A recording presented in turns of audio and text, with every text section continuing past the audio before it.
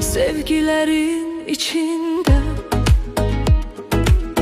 güllerin leçeğinde, eşkin mehabbetinde, vefasın sende gördüm.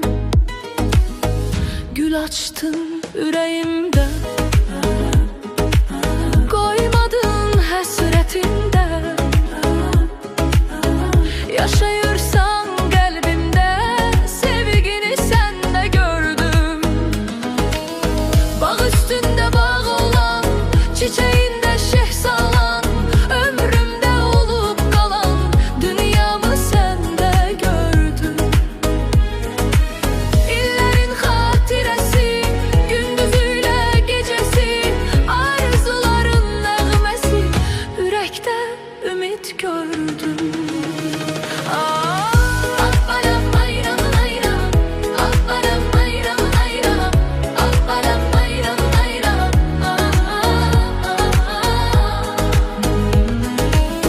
Ömrüm sənə həvalə,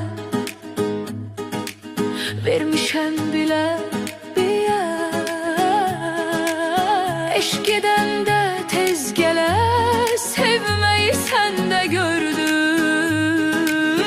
Gəl ömrümün baharı, qışda oldun sən yarı, payızın həzanı arı, gəlməmiş səni gördüm.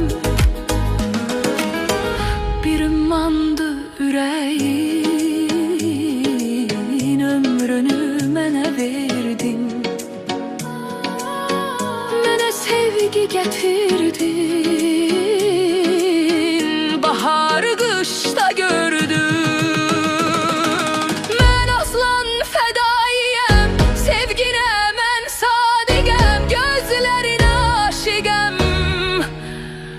baxışında eşq